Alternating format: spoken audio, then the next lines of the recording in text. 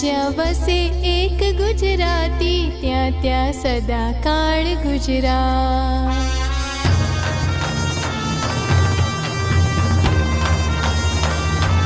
જ્યાં જ્યાં વસે એક ગુજરાતી, ત્યાં ત્યાં સદાકાળ ગુજરાત. જ્યાં જ્યાં બોલાતી ગુજરાતી, જ્યાં જ્યાં બોલાતી ગુજરાતી, ત્યાં ત્યાં ગુર્જરની મોલા. જ્યાં જ્યાં વસે એક ગુજરાતી, ત્યાં ત્યાં સદાકાળ ગુજરાત. જ્યાં જ્યાં વસે એક ગુજરાતી, ત્યાં ત્યાં સદાકાળ ગુજરાત.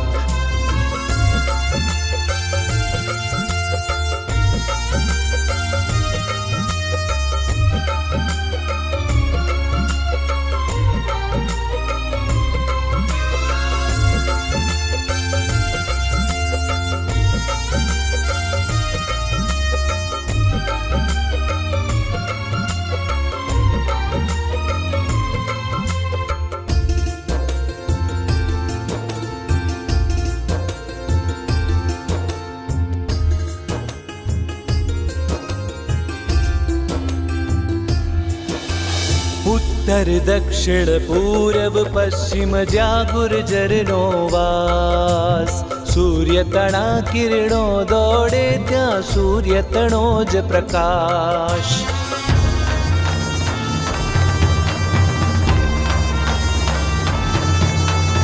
उत्तर दक्षिण पूर्व पश्चिम જ્યાં ગુર્જરનો વાસ. સૂર્ય તણા કિરણો દોડે, ત્યાં સૂર્ય તણો જ પ્રકાશ. જેની ઉષા હસે હેલાતી, જેની ઉષા હસે હેલાતી, તેના તેજ પ્રફુલ્લ પ્રભા. જ્યાં જ્યાં વસે એક ગુજરાતી, ત્યાં ત્યાં સદાકાળ ગુજરાત. જ્યાં જ્યાં વસે એક ગુજરાતી, ત્યાં ત્યાં સદાકાળ ગુજરાત.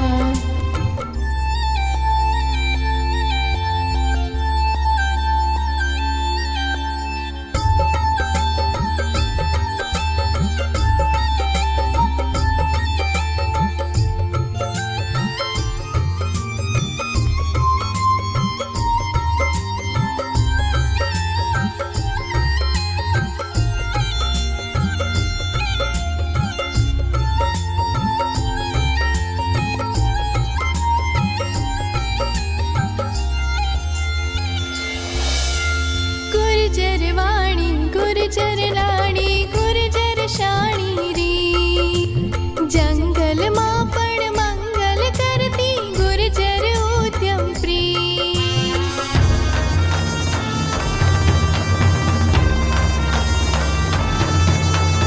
ગુર્જર વાણી, ગુર્જર લાણી, ગુર્જર શાણી રી. જંગલમાં પણ મંગલ કરતી, ગુર્જર ઉદ્યમ પ્રી. જેને ઉર ગુજરાત હુલાતી, જેને ઉર ગુજરાત હુલાતી, તેને સુરવર તુલ્ય મીરા. જ્યાં જ્યાં વસે એક ગુજરાતી, ત્યાં ત્યાં સદાકાળ ગુજરાત. જ્યાં જ્યાં વસે એક ગુજરાતી, ત્યાં ત્યાં સદાકાળ ગુજરાત.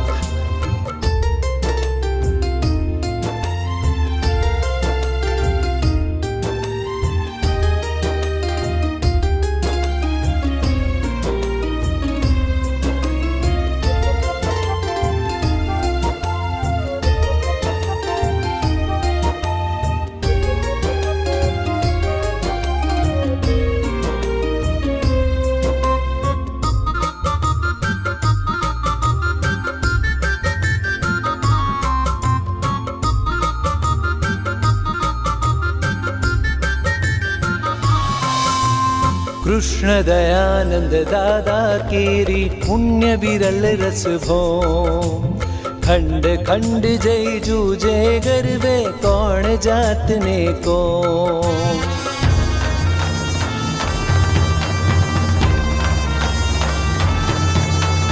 कृष्ण दयानंद दादा केरी पुण्य विरल रस भो.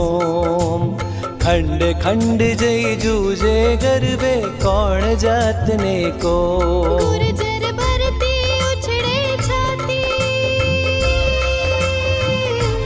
गुर्जर भरती उछड़े छाती, प्यार है गरजी गुर्जर माँ। ज्या ज्या वसे एक गुजराती, त्या त्या सदा काळ गुजरात। ज्या ज्या वसे एक गुजराती, त्या त्या सदा काळ गुजरात।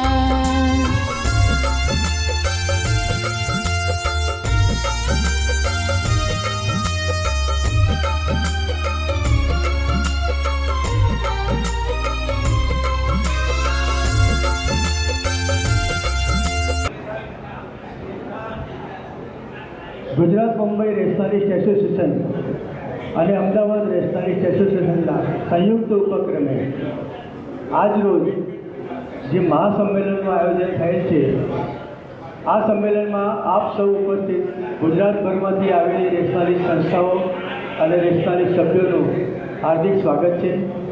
આપ સૌ આજના દિવસે આપ સૌનો કિંમતી સમય ફાળવી અને અહીં અમદાવાદ સૌ મિત્રોને પ્રોત્સાહન આપવા માટે જે ઉપસ્થિત રહ્યા છો તે બદલ સંસ્થા આપ સૌનો ખૂબ ખૂબ આભાર માને છે। અને હવે આપણે આજનો કાર્યક્રમ શરૂ કરવા તરફ જઈ રહ્યા છીએ। કાર્યક્રમની શરૂઆતમાં સૌથી પહેલાં હું મુખ્ય મહેમાનોને વિનંતી કરીશ કે તેઓ પોતપોતાના સ્થાનેથી મંચ ઉપર પધારે। સૌથી પહેલાં હું આમંત્રિત કરીશ ગુજરાત મુંબઈ રેશનાલિસ્ટ એસોસિએશનના પ્રમુખ ડૉક્ટર સુજાત વલી સાહેબ। ડૉક્ટર સુજાત વલી સાહેબ ગાયનેકોલોજીસ્ટ ડૉક્ટર છે। ગોધરામાં રહીને ખૂબ જ જોરશોરથી આ પ્રવૃત્તિને વેગ આપ્યો છે તેમણે, અને તેમના આ સંસ્થામાં જોડાયા બાદ જે પ્રગતિ સંસ્થાએ કરી છે તે આપ સૌની સમક્ષ છે। વલી સાહેબનું ખૂબ ખૂબ સ્વાગત છે અમદાવાદના આજના કાર્યક્રમમાં। વલી સાહેબ બાદ જે બીજા મુખ્ય મહેમાન અહીં આપણી વચ્ચે ઉપસ્થિત છે, શ્રી પ્રવીણભાઈ ગઢવી સાહેબ, આઈએએસ ઓફિસર અને રેશનલ વાર્તા કવિતાઓ લખનાર ખૂબ જ જાણીતી પ્રભાવશાળી વ્યક્તિત્વના માલિક। આપણે સૌ ખૂબ ખૂબ તાળીઓથી સ્વાગત કરીને તેમને વધાવીએ। આજના કાર્યક્રમમાં અહીં ઉપસ્થિત રહીને તેમનો પોતાનો કિંમતી સમય ફાળવ્યો છે તે બદલ અમે સૌ તેમના ખૂબ ખૂબ આભારી છીએ। આપણી વચ્ચે ત્રીજી એક મહત્ત્વની વ્યક્તિ, પ્રભાવશાળી વ્યક્તિત્વ, તેમના વક્તવ્યમાં એકદમ ધારદાર જે તીખાશ છે તેવા પ્રોફેસર હેમંત કુમાર શાહ। પ્રોફેસર હેમંત કુમાર શાહ કે તેમના વક્તવ્ય અવારનવાર આપણે સાંભળીએ છીએ। રેશનલ વિચારસરણીને વરેલા ખૂબ જ પ્રભાવશાળી વ્યક્તિ, ખૂબ ખૂબ સ્વાગત એમનું।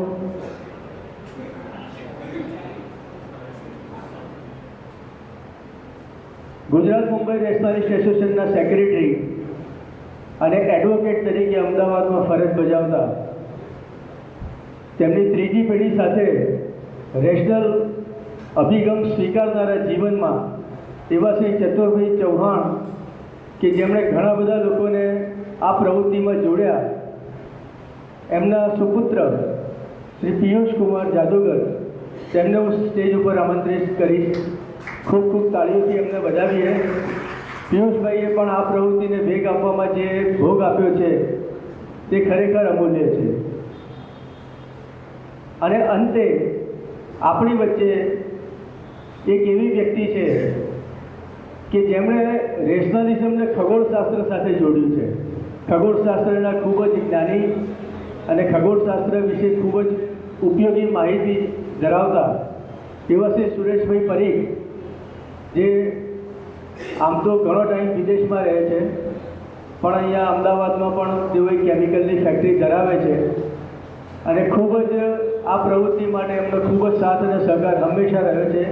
તેવા શ્રી સુરેશભાઈને આ પ્રવૃત્તિ સાથે જોડતા અને મંચ સાથે જોડતા મને ખૂબ ખૂબ આનંદ થાય છે। સૌ આમંત્રિત મહેમાનો હવે આપણી વચ્ચે આવી ગયા છીએ। અને આપણે આપણા મૂળ કાર્યક્રમ તરફ હવે જઈએ તો સૌથી પહેલાં જ્યારે આપણે મુખ્ય મહેમાનોને બોલાવીએ ત્યારે તેમનું એક સ્વાગત કરીએ તેવી આપણી એક પરંપરા છે. તો આ પરંપરાની શરૂઆત કરીએ. હું સૌથી પહેલાં અમારા અમદાવાદના સિનિયર મોસ્ટ રેશનાલિસ્ટ કે જેમણે આ પ્રવૃત્તિ ખૂબ જ વર્ષો પહેલાં કરેલી અને અત્યાર સુધી કરતા આવ્યા છે એવા 81 વર્ષના પ્રોફેસર લડ્ડુભાઈ પટેલ કે જેઓ જાદુગર જીગારાના નામે પણ ઓળખાય છે, એ આ પ્રવૃત્તિના અહીંના આપણે ભીષ્મ પિતામાં કહીએ તો પણ ખોટું નથી. પુષ્પગુચ્છ દ્વારા આપણા સંસ્થાના મુંબઈ ગુજરાત રેશનાલિસ્ટ એસોસિએશનના પ્રમુખ ડૉક્ટર સુજાત મોદી સાહેબનું સ્વાગત કરશે. સ્વાગત અને તાળીઓ બંને એકબીજાના સમન્વય રહેવી જોઈએ. ખૂબ ખૂબ આભાર.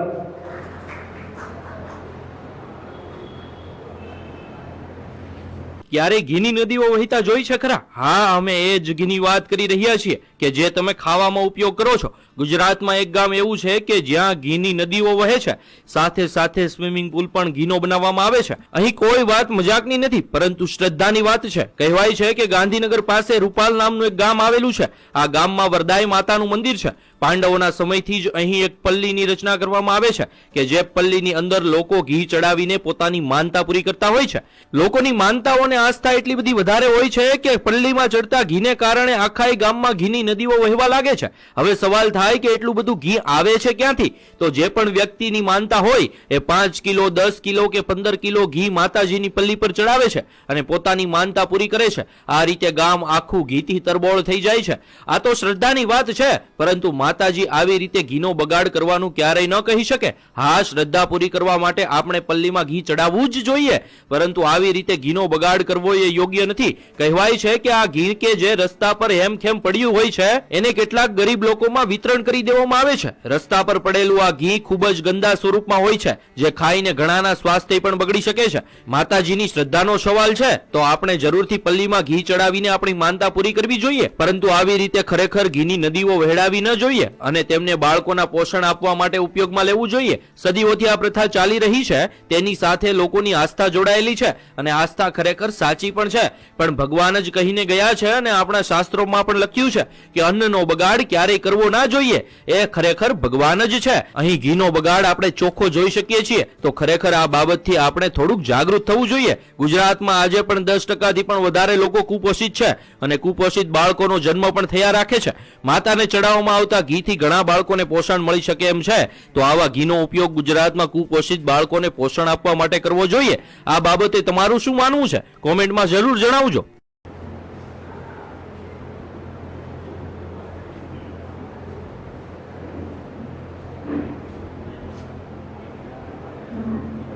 બીજા આપણા મુખ્ય મહેમાન છે પ્રવીણભાઈ ગઢવી સાહેબ કે જેઓ IAS ઓફિસર છે. તેમના સ્વાગત માટે હું અહીંયા વિનંતી કરીશ અમારા અમદાવાદના હંસાબેન પરીખ. હંસાબેન પરીખ એ ખૂબ જ રેશનલ પ્રવૃત્તિમાં હંમેશા પડદાની પાછળ રહેલા મિત્રોનો પણ એટલો જ સહકાર હોય છે. હંસાબેને હંમેશા અમને પાછળથી પ્રોત્સાહન આપતા રહ્યા છે. અમે સૌ જ્યારે પણ રેશનલ મિટિંગો કરીએ, કોઈ પણ કાર્ય કરતા હોઈએ તો અમને પાછળથી પ્રોત્સાહન આપવામાં હંસાબેન હંમેશા આગળ રહે છે. પ્રોફેસર હેમંતકુમાર શાહ આપણી વચ્ચે છે. તેમના સ્વાગત માટે હું JK સુથાર સાહેબ કે જેઓ પાલનપુરથી અહીં આવેલ છે, સુથાર સાહેબને વિનંતી કરીશ કે પ્રોફેસર હેમંતકુમાર શાહનો પુષ્પગુચ્છ દ્વારા અહીં આપણા કાર્યક્રમમાં સ્વાગત કરે. ખૂબ ખૂબ આભાર.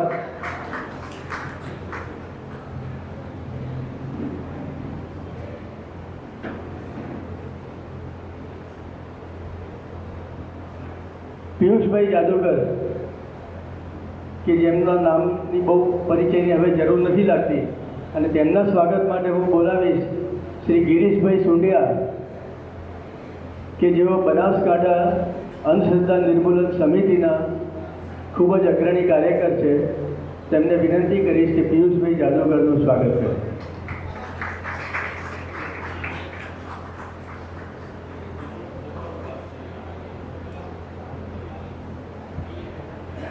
ખૂબ ખૂબ આભાર.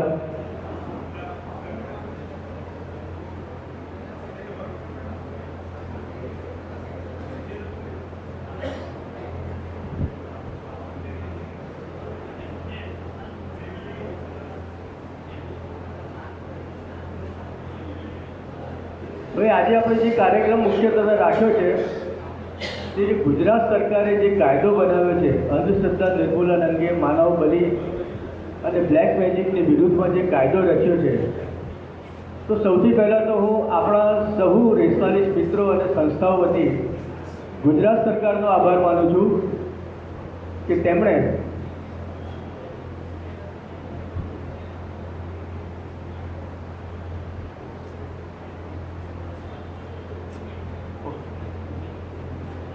માફી ચાહું છું, આપણી વચ્ચે જે સુરેશભાઈ પરીખ છે ખગોળ જ્ઞાની, તેમના સ્વાગત માટે હું તરલિકાબેન જાદુગરી ઉપસ્થિત છે, તેમને વિનંતી કરીશ કે સુરેશભાઈનું સ્વાગત કરે અને ત્યારબાદ આપણે આપણા આગળના કાર્યક્રમ તરફ જઈએ.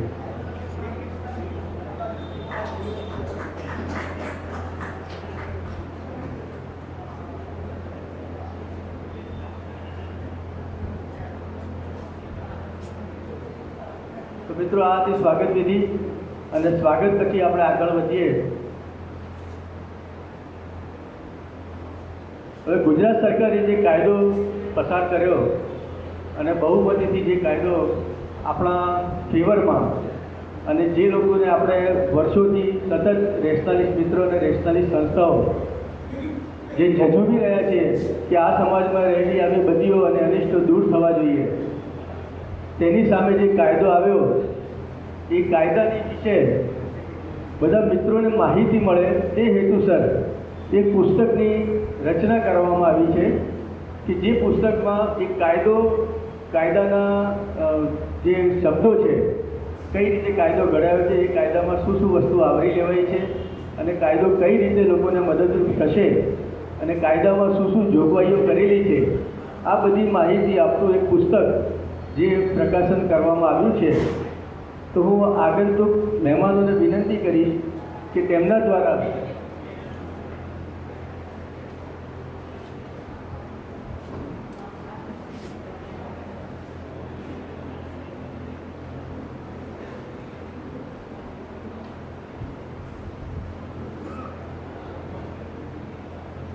આપણી વચ્ચે પાલનપુર લો કોલેજના પ્રિન્સિપાલ શ્રી અશ્વિનભાઈ કારિયા સાહેબ ઉપસ્થિત છે.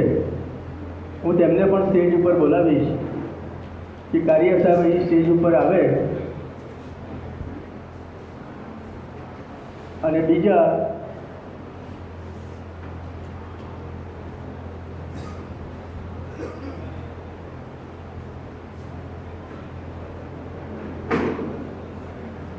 પુસ્તક વિમોચન માટે આપણે સ્ટેજ ઉપર રહેલા મહેમાનો ઉપરાંત બે મુખ્ય અતિથિ બીજા અહીં જે ઉપસ્થિત છે, જે કાયદાને લગતા તજજ્ઞ કહી શકાય તેવી વ્યક્તિઓ છે, તેથી તેમને હું આ પુસ્તક વિમોચન માટે એમને સ્ટેજ ઉપર આમંત્રણ આપીશ.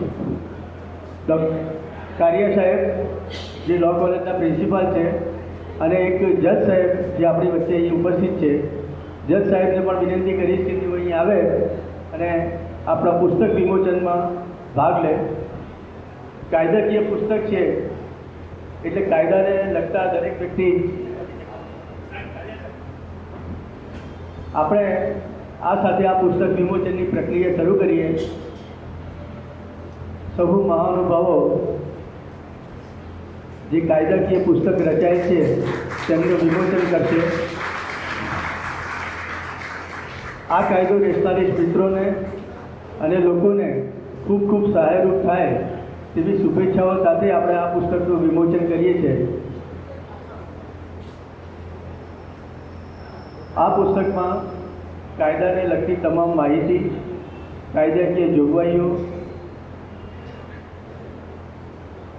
ખૂબ જ મહેનતથી ખૂબ જ ટૂંકા સમયમાં આ પુસ્તક રચવામાં આવ્યું અને આ પુસ્તકમાં જે માહિતીઓ બધી ઉપયોગી માહિતીઓ ભેગી થઈ છે તેમાં અશ્વિનભાઈ કારિયા સાહેબ, પિયુષભાઈ જાદુગર અને ઘણા બધા કાયદાકીય નિષ્ણાંતોએ ભાગ લીધો છે. તે સૌનો પણ આ સ્થળે હું ખૂબ ખૂબ આભાર માનીશ.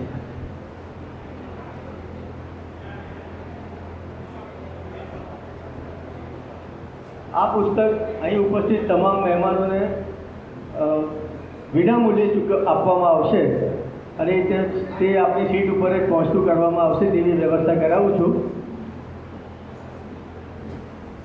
આ પુસ્તક માટે મુખ્યત્વે જે ફાળો આપ્યો છે તેવા શ્રી સુરેશભાઈ પરીખ અહીં આપણી વચ્ચે જ છે. તેમના ખૂબ જ અમૂલ્ય યોગદાનથી આ પુસ્તક રચી શકાયું અને આવા પુસ્તકો રચવા બદલ તેમણે જે સહયોગ આપ્યો છે તે પણ આપણે કદાપી નહીં ભૂલી શકાય. લોકો સુધી આ પુસ્તક પહોંચે અને આ પુસ્તકની મદદથી જે આપણે મિશન લઈને બેઠા છીએ તે મિશન સુધી આપણે પહોંચીએ, કાયદો આપણને એ રીતે મદદરૂપ થાય તેવી શુભેચ્છાઓ સાથે આપણે ફરીથી આ કાર્યક્રમને આગળ વધારીએ. અહીં આપણી વચ્ચે ખૂબ જ નિષ્ણાંત અને રેશનાલિસ્ટના સિનિયર એવા ઘણા બધા વ્યક્તિઓ ઉપસ્થિત છે. સૌનું નામ લઈ શકાય તેમ નથી, પણ હું કિરણભાઈ ત્રિવેદી, સરળભાઈ મોરી, કમલેશભાઈ જાદવ, દિનેશભાઈ પરમાર એવા ઘણા બધા મિત્રોને અહીંથી જોઉં છું કે જે લોકો અહીં ઉપસ્થિત રહ્યા છે. તેમનો ખૂબ ખૂબ આભાર.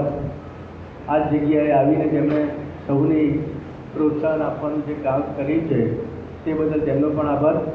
કાર્યક્રમને ફરી આપણે આગળ વધારીએ છીએ અને આપણે સૌથી પહેલાં આ કાર્યક્રમની શરૂઆતમાં સ્વાગત પ્રવચન તરીકે હું ગુજરાત મુંબઈ નેશનાલિસ્ટ એસોસિએશનના સેક્રેટરી શ્રી પિયુષભાઈ જાદવકર એડવોકેટ તેમને વિનંતી કરીશ કે તેઓ સ્વાગત પ્રવચન કરે અને આજના કાર્યક્રમની સરસ શરૂઆત કરે. ખૂબ જ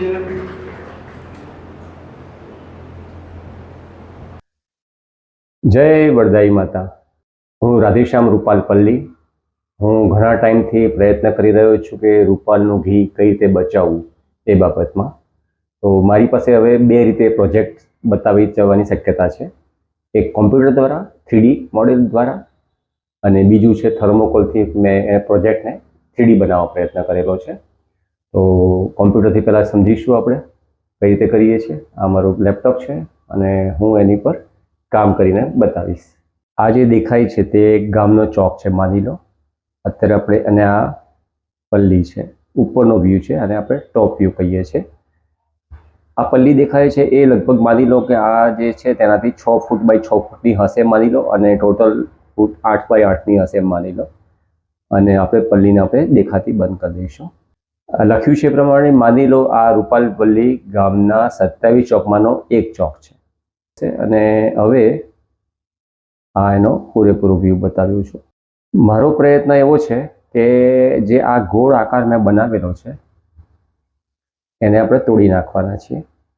એટલે કે આ લખ્યું છે એ પ્રમાણે સિમેન્ટનો સીધો સપાટ રોડ તોડી નાખવાનો. કેટલો? તો આ જે રાઉન્ડ જેટલો આકાર દેખાય છે તેટલો તોડી નાખવાનો. હવે તોડ્યા પછી શું થશે? આ છે ગામનો ચોક. 4 રસ્તા બની શકે. કોઈક વાર ગામમાં 3 રસ્તા પણ હોય, 2 રસ્તા જ હોય, 4 રસ્તા ના પણ હોય. હવે આ જ રસ્તાને આપણે 3Dમાં જોઈશું, એટલે કે પર્સપેક્ટિવ વ્યૂ. તો એ આ રીતનો દેખાશે. બરાબર. ફરી પાછા ટોપ વ્યૂમાં આવી જઈએ છીએ. આ આપણો ટોપ વ્યૂ છે. આ જે લખ્યું છે એ પ્રમાણે આ ભાગને આપણે તોડી નાખવા માંગીએ છીએ, જેની સાઈઝ છે 20 ફૂટનો વ્યાસ. એટલે કે આ છેડેથી આ છેડે 20 ફૂટ અને ઊંડાઈ સેન્ટરમાં ઊંડાઈ 6 ઇંચ. એટલે આ છેડેથી અહીંયા વચ્ચે 6 ઇંચ જેટલી ઊંડાઈ રાખવી. 6 થી 10 પણ રાખી શકાય, પણ અત્યારે ગણતરી 6 ઇંચની રાખીએ છીએ. હવે માની લો આપણે આને તોડી નાખ્યું. એટલે આપણે આ તોડી નાખ્યું એટલે કે એને 3Dમાં જોઈશું તો એ આવું દેખાશે, તૂટેલું, કંઈ જ નહીં હોય, તૂટી ગયો. બરાબર. હવે આપણે એને ટોપ વ્યૂમાં પાછા આવી જઈએ. તોડ્યા પછી આપણે ત્યાં તાવડી જેવો આકાર આપવા માંગીએ છીએ. એટલે કે આ તાવડી આકાર બની ગયો અને એને આપણે 3Dમાં જોઈશું એટલે વધારે ખ્યાલ આવશે કે તો એ તાવડી જેવો આકાર આવી રીતે નીચે લબડતો હશે અને ત્યાં એક પાઇપ લગાવશું આવી રીતે ખ્યાલ આવી જશે કે હવે મેં પાઇપ લગાવી છે અને ક્લોઝઅપ પણ બતાવીશ કે ભાઈ આ તાવડી એટલે કે રોટલી બનાવવાનું, ભાખરી બનાવવાનું, રોટલો બનાવવાનો જે આકાર આવે છે એને આપણે તાવડી કહીએ છીએ. અને એને ઉપરથી પણ જોઈએ તો આવી રીતે એનો આકાર કાણું પાડેલું છે વચ્ચે અને આવી રીતે એને આ 4 ચોકમાંથી એને જોઈ શકાય. હવે પલ્લીજીને લાવી દઈએ આપણે. તો આ પલ્લીજીને આવી રીતે વચ્ચે મૂકી દઈએ અને તાવડી જેવો આકાર હોય તો અને ગમે એટલું ઘી અભિષેક કરો પલ્લીજી ઉપર પણ એ ઘી આ તાવડી આકારના કારણે પાઇપ વાટે આપણે એને જ્યાં લઈ જવું છે ત્યાં આ પાઇપ વાટે એને ઢાળના કારણે અંડરગ્રાઉન્ડ આ બધું કામ કરેલું હોય તો એ ઘી એ ટાંકીમાં પડશે જ્યાં આપણે લઈ જવું છે. હવે તમને થાય કે આ ખાડો ગામમાં વચ્ચે કરીએ, ચોક વચ્ચે ખાડો કરી દઈએ, આવો તાવડી જેવો આકાર કરી દઈએ, પછી વાહન વ્યવહાર કેવી રીતે ચલાવવાનો?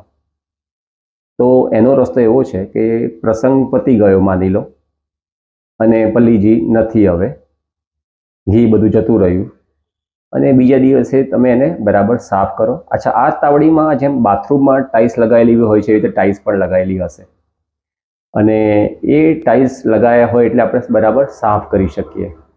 આને બરાબર સાફ કરીને આની પાઇપ બધું સાફ કરીને એની ઉપર આ ટાઈપનો જે પેવેલ્સ આપણે તમે જોયા હશે કે ફૂટપાથ ઉપર પેવેલ્સ લાગેલા હોય છે જેથી એ જગ્યાને આપણે રોડની સરફેસ ટુ સરફેસ ગોઠવી દઈએ એટલે જેથી જેમ ગામમાં બમ્પ હોય છે, સ્પીડ બ્રેકર હોય છે, એવી રીતે આ ખાડો હતો પણ ખાડાને આપણે પૂરી શકીએ છીએ. આવી રીતે બમ્પ તો આવવાનો જ છે, બમ્પને તમે કશું જ નહીં કરી શકો જે સ્પીડ બ્રેકર છે એને, પણ આપણે આને પૂરી શકીએ છીએ અને 12 મહિના સુધી તમને ખાડા જેવું લાગશે જ નહીં. નમસ્કાર, આપ સૌ મિત્રો, વિદ્વાન અને વિવેક બુદ્ધિવાદી લોકોની વચ્ચે આજે આ ફંક્શન થઈ રહ્યું છે બદલ ખૂબ હર્ષની લાગણી અનુભવું છું. આખા ગુજરાતમાંથી 108 વ્યક્તિઓની નોંધણી થઈ છે અને તમામ જિલ્લાઓમાંથી અહીંયા હાજર રહેવાના છે. આજે પરિસ્થિતિ એવી છે કે ગણપતિનો છેલ્લો દિવસ છે એટલે ઘણા બધા લોકોને ટ્રાફિક નડ્યો છે એટલે હજી ઓન વે છે એવા ફોન આવી રહ્યા છે. પરંતુ અહીંયા જે કંઈ છે બધા જ ગુજરાતથી મારા વિવેક બુદ્ધિવાદી મિત્રો આવ્યા છે એ બદલ હું એમનું સ્વાગત કરું છું. આ ફંક્શન સ્પેશિયલી કાયદો જે નવો આવ્યો છે બ્લેક મેજિક એક્ટ, જેને આપણે ગુજરાતીમાં અંધશ્રદ્ધા નાબૂદી માટેનો કાયદો પણ કહીશું, એ કાયદાના પ્રચાર પ્રસાર માટે આ કાર્યક્રમ રાખવામાં આવ્યો છે. અને સાથે સાથે આપણા વડીલ મિત્ર અને સિનિયર મોસ્ટ કે જે બીપીપી શ્રોફ છે એ સત્યશોધક સભા તરફથી એમને સુવર્ણચંદ્રક આપવામાં આવે છે, એમને જે લાઈફ ટાઈમ કામ કર્યું છે એ બદલ, તો એમનો પણ અહીંયા પ્રોગ્રામ રાખવામાં આવેલો છે. અને પુસ્તક વિશે આપને જાણકારી જે કંઈ જોઈતી હોય એનું 3જા સેશન્સમાં આપણે જાણકારી આપીશું અને વિસ્તૃત માહિતી લઈશું. મને એવું લાગે છે કે આપ સૌના નામ હું નથી લેતો, બધા જ વિદ્વાન મિત્રો છો, આપણે સાંભળવાનું ને કંઈક લઈ જવાનું છે, કંઈક શીખવાનું છે. અને મારા 2 વિદ્વાન મિત્રો અહીંયા હાજર છે, ખાસ કરીને હેમંતભાઈ કે જે બંધારણના ખૂબ જાણીતા વિચારક છે, બોલે છે ખૂબ સરસ અને બંધારણની એક ખૂબીઓ સારી રીતે સમજાવી શકે છે. અને બીજા પ્રવીણભાઈ ગઢવી સાહેબ છે કે જેના ઘરમાં વેદોના ધડકલા પડ્યા છે અને વેદોમાંથી એક રૂચામાં શું શું કહે છે એ બધી માહિતી એમની પાસે છે. અને એમને પુસ્તક પણ એક લખ્યું છે, શુદ્ર પર્વ, ખૂબ સરસ છે. છેલ્લું પુસ્તક એમને લખ્યું છે વાંચવાનું, એ બહુ વાંચવા જેવું છે વેદો ઉપર, કે વેદોમાં ક્યાં ક્યાં શું લખ્યું છે, એને બહુ સરસ પુસ્તક છે. તો હું માનું છું કે એ સમય એમને આપવામાં આવે. આપ સૌનો ખૂબ ખૂબ આભાર, આપ અહીંયા આવ્યા છો, આપ પૂરો કાર્યક્રમ માણો. આપને પુસ્તિકા પણ મફત આપવામાં આવશે જેથી આપના એરિયામાં કંઈ પણ આવો ગુનો બને તો આપ જાણ કરી શકો, પોલીસને બોલાવી શકો અને પોલીસ તમને સહકાર આપી શકે. એ માટે આ કાયદો જાણવો જરૂરી છે અને અંધશ્રદ્ધા દૂર કરવા માટે થઈને આપ સૌએ આ લડત હવે લડવાની છે. આ બીજા એપિસોડમાં હવે આપણે પ્રવેશી ચૂક્યા છીએ. પહેલાં આપણે પાસે કોઈ હથિયાર નહોતું કે આવા ધાર્મિક લોકો કે જે અંધશ્રદ્ધા ફેલાવે છે, લોકોનું શોષણ કરે છે, એની સામે લડવા માટે આપણી પાસે આઈપીસી સિવાય કંઈ હતું નહીં અને એમાં પણ એટલી બધી સજા કોઈને થતી નહોતી. પરંતુ હવે સ્પેશિયલ કાયદો આવ્યો છે, જેવો છે એવો પણ આપણે એનો ઉપયોગ કરવાનો છે. ઘણી બધી ત્રુટિઓ હોઈ શકે, પણ અત્યારે જે છે એનો ઉપયોગ કરવાનો છે. અને માટે આપણે એમાં કઈ રીતે ઉપયોગ કરી શકીએ, કેવી રીતે આપણે એ કાયદાના ઉપયોગથી આ જે ધર્મને નામે આંટડીઓ કરી રહ્યા છે એ લોકોને રોકી શકીએ, એ માટે આ ખૂબ જરૂરી છે. માટે આપણે જાણીશું, ચર્ચીશું, અને આપના પણ કોઈ સૂચનો હોય તો અમે સરકારને મોકલવા માટે કટિબદ્ધ છીએ. તો આપના પણ કોઈ સૂચનો હોય તો અમને જણાવશો. આપનો આભાર માનું છું. માનનીય શ્રી વલી સાહેબ ખૂબ જ ડ્રાઈવ કરીને આવ્યા છે, પણ છતાં અહીંયા સ્ટેજ ઉપર બેઠા છે એમની નાદુરસ્ત તબિયત સાથે, પણ એ એમની કટિબદ્ધતા બતાવે છે કે તેઓ રેશનલિઝમ માટે કેટલા બધા ઉત્સાહિત છે. અને આ કાયદો આવ્યા પછી એમને પાવર ખૂબ વધી ગયો છે. મને કે હું આખો દિવસ ત્યાં અહીંયા રહેવાનો છું. ખૂબ ખૂબ આભાર વલી સાહેબ. એમનું એક રેશનલ વેબિનાર ચલાવે છે, દર બુધવારે વેબિનાર ચલાવે છે, અને એમના 100 ઉપરના એપિસોડ થઈ ગયા છે. તો દર બુધવારે આપ પણ એ જોતા રહેશો.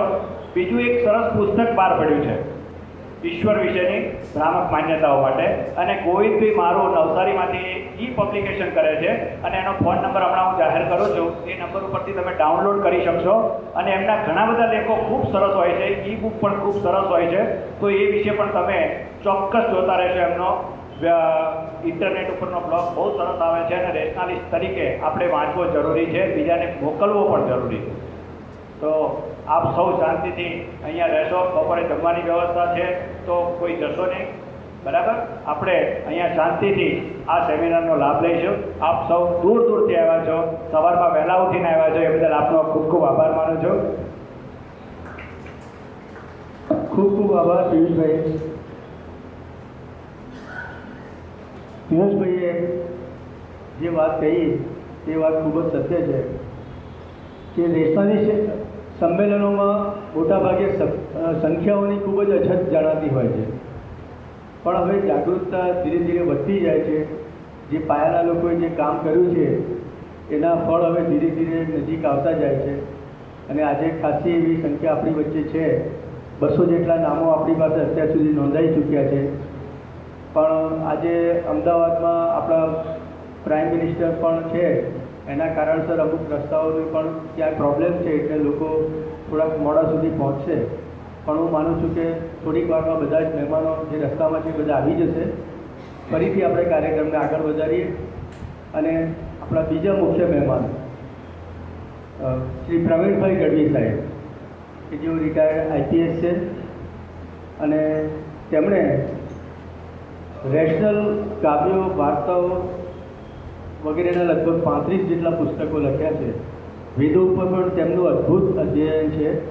એવા સાહિત્યકાર કે જેમનો પ્રથમ કાવ્ય સંગ્રહ બેયોનેટથી ન સાંભળે કોઈ, એવા બધા ખૂબ જ પુસ્તકો એમણે લખેલા છે, વાર્તાઓ અને કવિતાઓના. એવા શ્રી પ્રવીણભાઈ ગઢવી સાહેબ આપણી વચ્ચે છે, તો આપણે તેમના વિચારોનો લાભ લઈએ.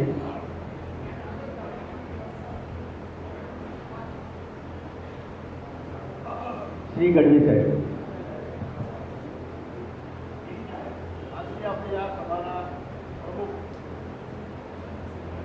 માત કી જય.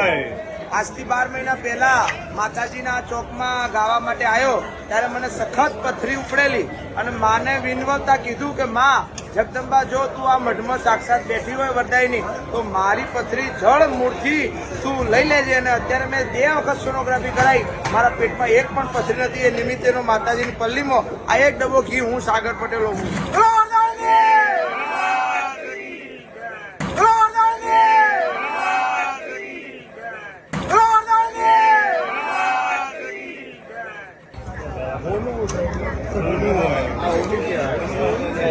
બોલો વરદાયની માત કી જય. ઉમિયા માત કી જય. વરદાયની માત કી જય. વરદાયની માત કી જય. વરદાયની માત કી જય. વરદાયની માત કી જય.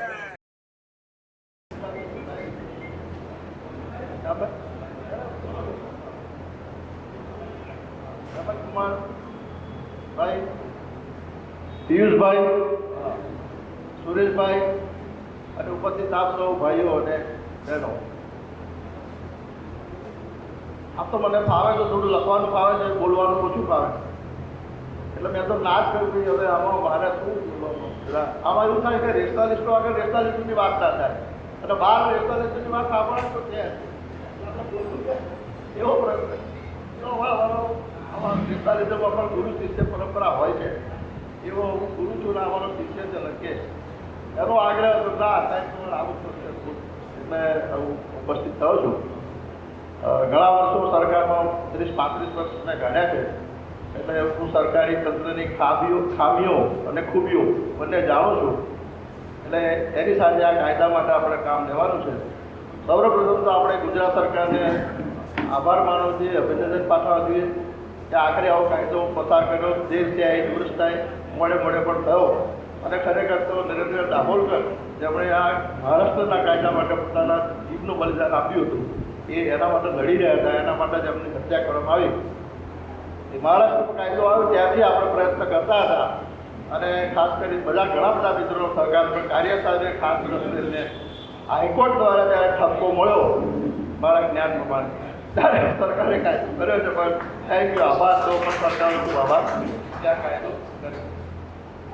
હવે કાયદો મારી પાસે જે આવ્યો એટલું તો બિલ આવેલું તો કાયદામાં તો લગભગ એક પસાર થયો એટલું સારું છે કે બહાર ભલે ગમે એ બધા બતાવતા હોય કંઈ કરતા હોય, પણ આપણા ધારાસભ્યો આપણા નેતાઓ અપવાદો સિવાય આ કાયદાને સૌએ ટેકો આપ્યો. એક આનંદની વાત છે કે આમાં બધા સંમત હતા, આની સામે કોઈ વિરોધ પક્ષ પણ વિરોધ નથી. એટલે જે બિલ છે એ બિલ જ આખો કાયદા તરીકે પસાર થયું છે. આ કાયદામાં 2 શબ્દો મહત્વના છે, અટકાવવા અને નિર્મૂલન. ગુનો બનતો અટકાવવાનો છે અને ગુનો બને જ નહીં, પ્રિવેન્ટિવ મેજર્સ પણ દરેક આપણા કાયદામાં બોમ્બે પોલીસ એક્ટને ક્રિમિનલ પ્રોસેસ કોડમાં આ જોગવાયું છે કે પ્રિવેન્ટિવ સિચ્યુએશન, પ્રિવેન્ટિવ સ્ટેપ લેવાના છે. એટલે આમાં ગુનાને થાય તો એની સામે કેસ કરવાનો છે, અટકાવવાનો છે, પણ સાથે સાથે નિર્મૂલન પણ કરવાનું છે. એટલે કે લોકોમાં અંધશ્રદ્ધા સામે જાગૃતિ આવે અને વધુમાં વધુ લોકો અંધશ્રદ્ધાના જે ભૂત અને વળગેલું છે તેમાંથી બહાર આવે અને સારી રીતે શાંતિથી સુખથી જીવન જીવે. કારણ કે એના કારણે એને આર્થિક રીતે એનું ભયાનક શોષણ થાય છે, આપણે જાણીએ છીએ. કલમ 1(3) મુજબ અમલની તારીખ નક્કી કરવાની વાત કરેલી છે, તો આપણે જોવું પડશે કે અમલની તારીખ નક્કી કરી કે કેમ. પિયુષભાઈ, 1954નો કાયદાને આમાં રેફરન્સ આપવામાં આવ્યું છે. ઔષધ, જાદુઈ ઉપચાર, વાંધાજનક જાહેરાતના કાયદાનો અભ્યાસ, એ પણ કાયદાનો આમાં ઉલ્લેખ કરવામાં આવેલો છે. એટલે આ કાયદાની સાથે એ કાયદાનો પણ આપણે અભ્યાસ કરવો પડશે કે કઈ જાતના જાહેરાત સામે વાદો છે. આ કાયદામાં એક સારી જોગવાઈ કરી છે કે પોલીસ વોરંટ વગર પણ ધરપકડ કરી શકશે. પણ શું થયું એવું છે બધું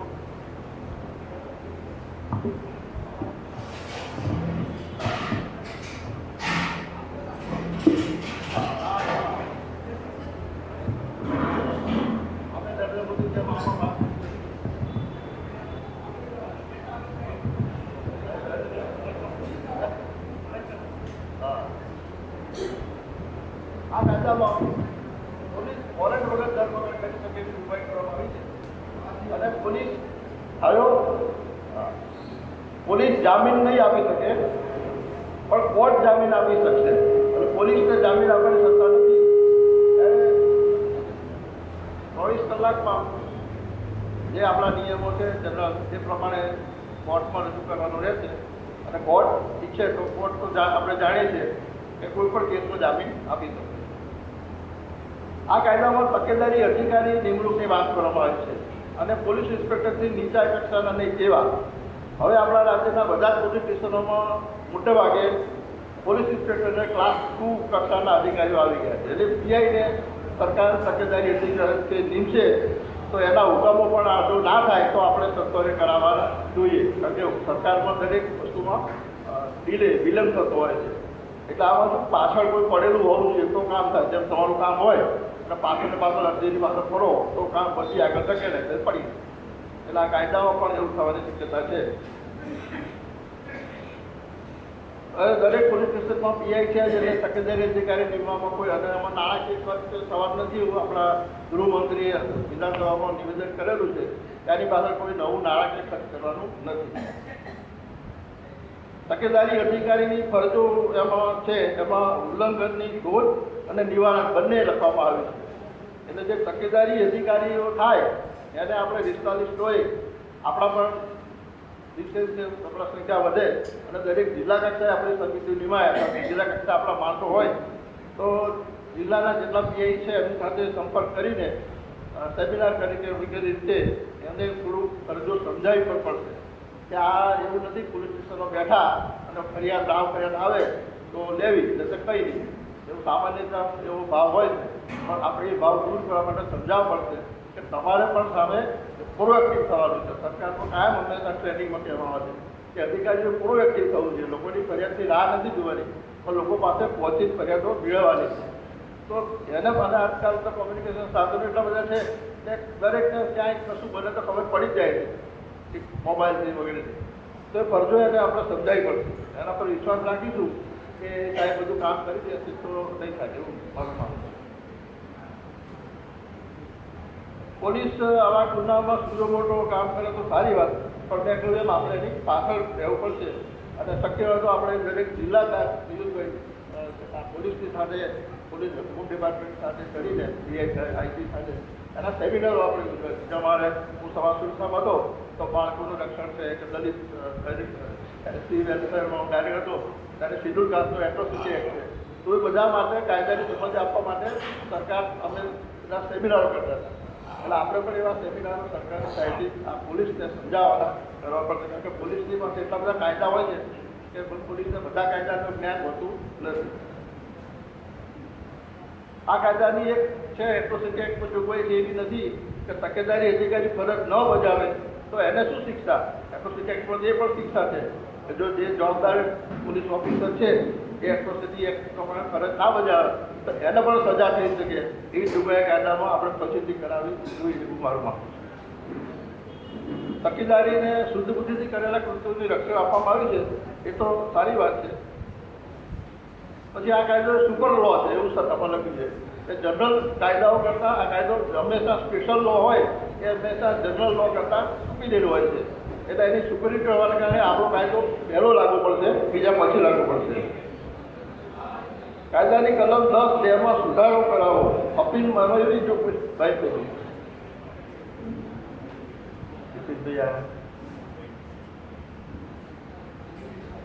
હા કાયદાની કલમ 10(2) માં અપીલની જોગવાઈ છે. એ તો સ્વાભાવિક છે, દરેક કાયદામાં અપીલની જોગવાઈ હોય, પણ એમાં પછી એક ખોટું થયું છે કે અપીલમાં જાય જો કેસ થાય અને જે વ્યક્તિની કોર્ટમાં કેસ સાબિત થાય તો એની જાહેરાત કરવી કે આ વ્યક્તિને સાથે આ ગુનો કર્યો અને આ સજા કરવામાં આવી છે એવી જાહેરાત કરવાની. પણ જો એ વ્યક્તિ અપીલમાં જાય તો આવી જાહેરાત ના થઈ શકે એવી જોગવાઈ આપણે કરી.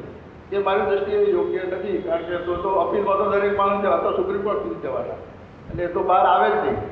એટલે એમાં આપણે કંઈક સુધારો સૂચવવો જોઈએ. નિયમો બનાવવાની જોગવાઈ કરવામાં આવી છે. આમ તો બહુ ઝડપથી 30 દિવસમાં નિયમ બનાવવાનું કહ્યું છે, પણ સરકારમાં હંમેશા લખાય છે એવું બોલાતું નથી, બોલાય એવું કરાતું. એટલે એ ભલે નિયમો લખ્યું પણ એ નિયમો આપણે પાછળ પડી નિયમો કરવા પડશે, કારણ કે કોઈ પણ કાયદો આપ જાણો છો કે નિયમો વગર અપંગ હોય છે. નિયમ વગર કાયદાનો અમલ થઈ શકે નહીં. એટલે નિયમો જો ના બનાવવામાં લો કે હું લેબર કમિશનર હતો ત્યારે બાંધકામ મજૂરો અંગેનો કાયદો એક થયેલો હતો, 10 વર્ષ થયેલા હતા અને કોઈ એના નિયમો જ બનાવ્યા નહોતા. એ મારી સમયમાં અમે નિયમો બનાવ્યા, પછી કાયદાનો અમલ થયો અને બાંધકામ મજૂરોની સહાય પડતી શરૂ થઈ. એટલે આ કાયદામાં પણ આપણે જોવું પડશે કે નિયમો બની જાય. આમ કાયદામાં જોગવાઈ કરી છે 30 દિવસની જોગવાઈ. આ કાયદામાં કેટલાક શબ્દો જાણે મરાઠી કાયદામાંથી લીધા હોય એવા શબ્દો પણ છે. મતલબ વારકરીના વારિસ સંપ્રદાય, હવે આવો કોઈ સંપ્રદાય છે નહીં, તો એમાં કંઈ સુધારો કરવો પડશે. આપણા પોતાના ઘણા બધા સંપ્રદાયો છે, એવું કંઈક ઉમેરવું પડશે. વારિસ સંપ્રદાય એટલે શું, વારિસ એટલે શું? પછી મૃત સંતના ચમત્કારોને કાયદો લાગુ પડતો નથી, આ બરાબર નથી. આ સુધારો આપણે સૂચવવો જોઈએ. કારણ કે કાલે આપણા આટા અને ફસારા મરી જશે તો તરત એની પાસે ચમત્કારો શરૂ થઈ જશે. એટલે આ તો બહુ જોખમી વસ્તુ છે કે એને કાયદો લાગુ પાડ્યો નથી.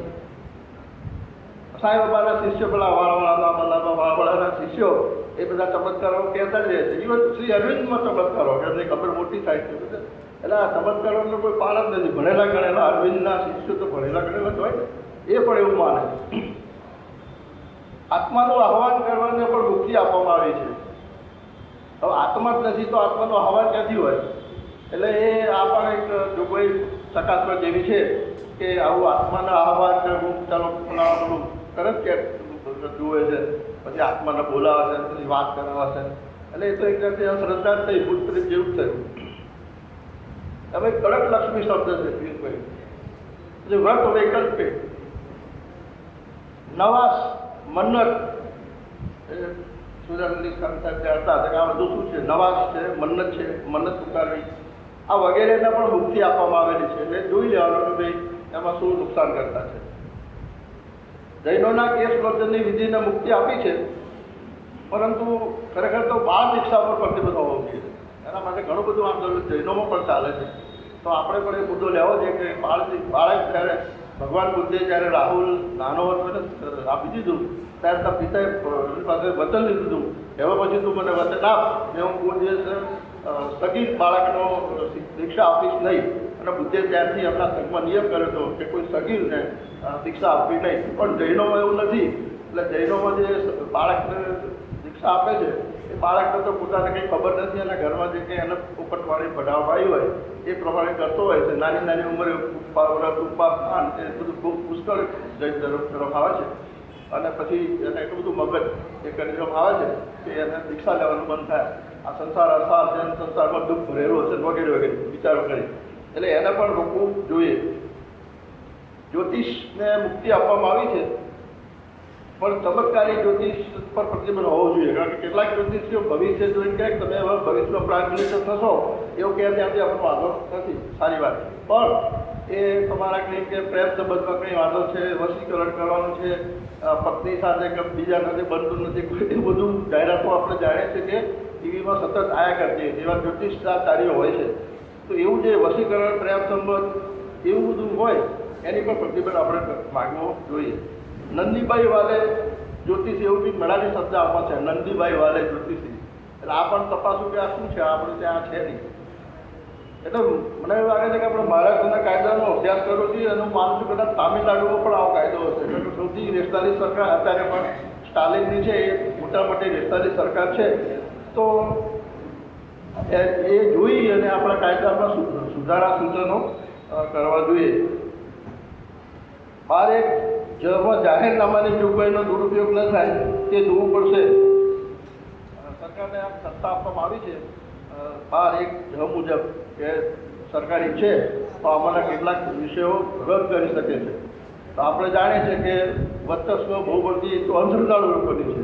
અંધશ્રદ્ધાળુ લોકો પ્રેશર કરે અને આમાંની કેટલીક આઈટમો કાઢી નાખવાનો પણ પ્રયત્ન કરે તો સરકાર એ કરી શકે એવી જોગવાઈ એમાં છે. એની સામે આપણે એલર્ટ રહેવું પડશે અને એનો દુરુપયોગ ના થાય જોવું પડશે. કારણ કે સરકાર અંધશ્રદ્ધાળુ તમે ચૂકી જાય એવી શક્યતા સૌથી વધારે રહે છે. અનુસૂચિ આપી છે ગુનાઓની, એમાં ભાનામતી શબ્દ છે એ પણ મરાઠી બાબત લાગે છે. મેલેડિક જે આમાં કેટલાક શબ્દો વાપરે છે, કેટલાક એ પણ જોવું છે શું છે. અને છેલ્લે મારી વિનંતી ચાલતી હતી આપણે બધાને વાત કરી કે આ કાયદાનો અમલ કરાવવો હોય તો સૌથી વધારે જાગૃત આપણે જ રહેવું પડશે. આપણે જાગૃત રહી અને પોલીસની પાછળ પડીશું તો જ આ કાયદાનો અમલ થશે.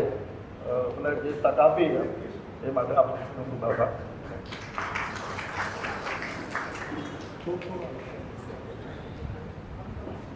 ગાંધીનગર કલેક્ટર કચેરી ખાતે વિજ્ઞાન જાથા અને તેના કાર્યકરોએ આવેદનપત્ર આપ્યું.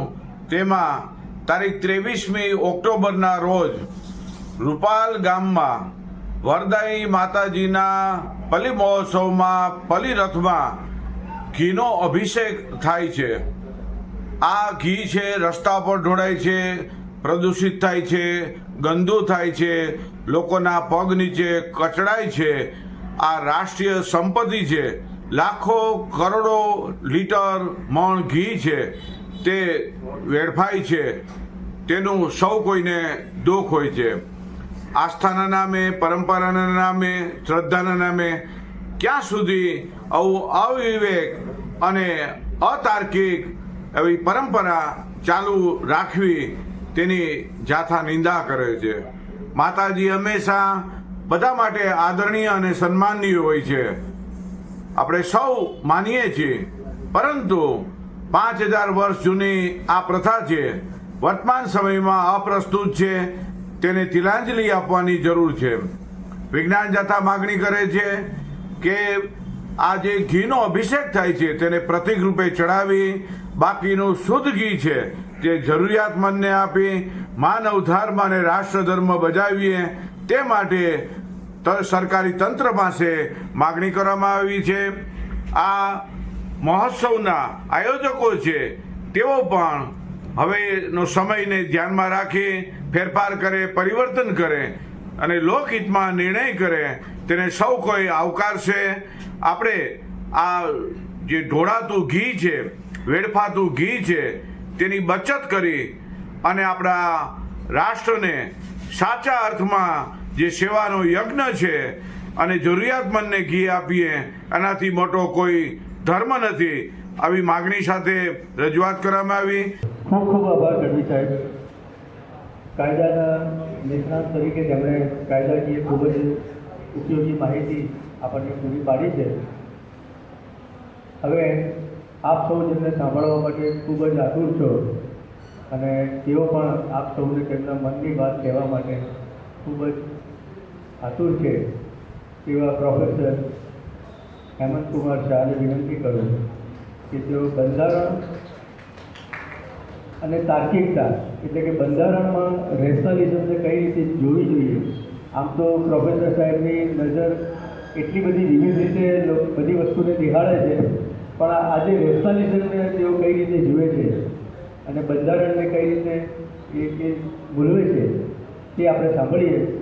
ખૂબ જ વિદ્વાન એવું વ્યક્તિત્વ અને એક સાંભળવા લાયક વ્યક્તિ, તો આજે આપણે એમનો લાભ લઈએ. મુરબ્બી શ્રી વલી સાહેબ, ગઢવી સાહેબ, ફરીકભાઈ સાહેબ, જાદુગરજી, મુરબ્બી શ્રી બિપિનભાઈ, કિરણભાઈ, કારિયા સાહેબ, સૌ વડીલો અને મિત્રો, બહુ ટૂંકમાં હું મારી વાત બંધારણના સંદર્ભમાં આપ સૌની સમક્ષ રજૂ કરીશ. સૌથી પહેલો મહત્વનો મુદ્દો એ છે કે આપણે જ્યારે બંધારણની પહેલી લીટીમાં એમ લખીએ છીએ કે વી ધ પીપલ ઓફ ઇન્ડિયા, ત્યારે એનો અર્થ એવો થાય છે કે આ બંધારણ આપણે બનાવ્યું છે. આ બંધારણ આપણે બનાવ્યું છે એનો અર્થ એવો થાય છે કે આ બંધારણથી જે બનાવ્યું છે ભારત, એ ભારત આપણે બનાવ્યું છે. એનો અર્થ એવો થાય છે કે આ ભારત એ ઈશ્વર દત્ત નથી, ગોડ ગિવન ગિફ્ટ નથી. આ મનુષ્યોએ એમની પોતાની મરજીથી, ઈચ્છાથી અને એમના પોતાના લાભને માટે ઊભું કરવામાં આવેલું એક સંગઠન છે. ભારત નામનું એક રાજ્ય છે. આ વાત બહુ જ મહત્વની છે, એટલા માટે કે આપણે બધા ઘણીવાર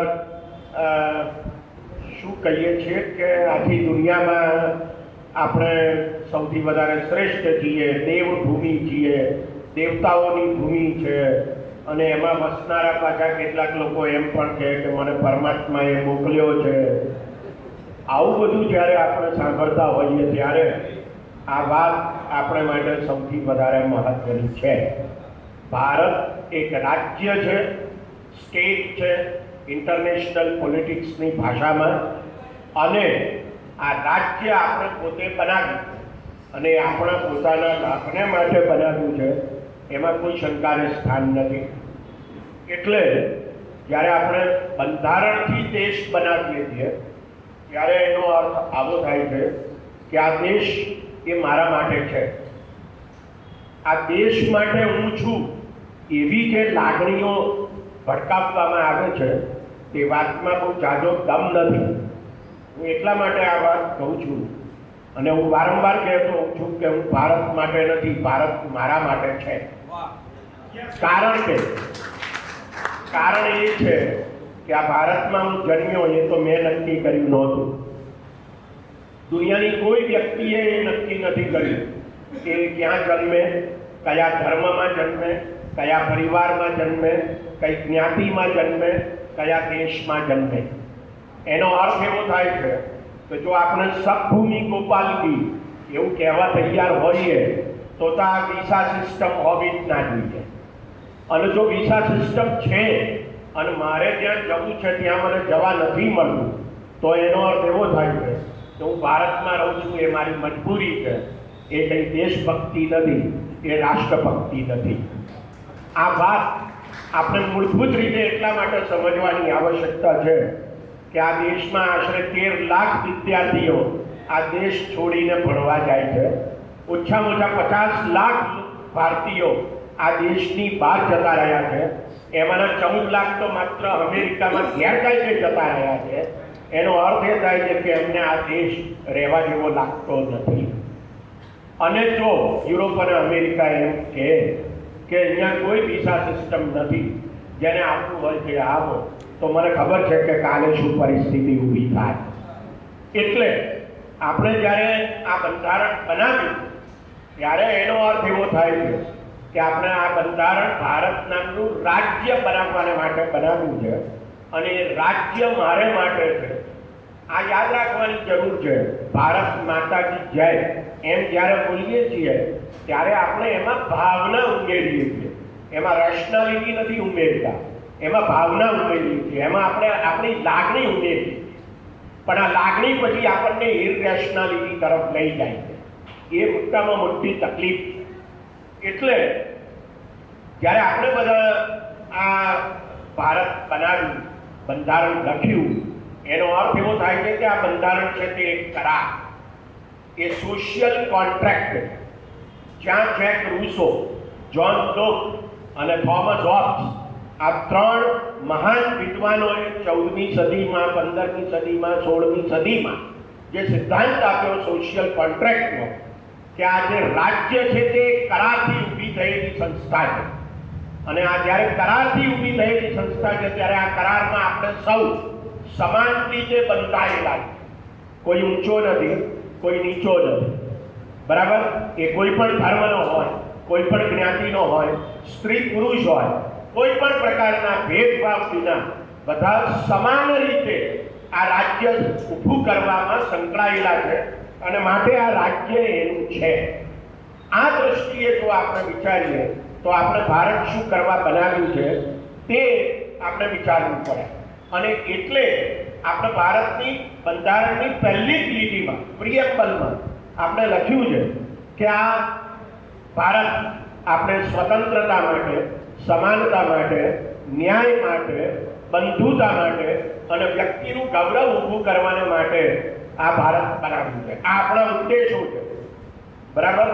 આ કંઈ શું કહેવાય કે પાપડી ચટણી ખાવા માટે આપણે ભારત નથી બનાવ્યું.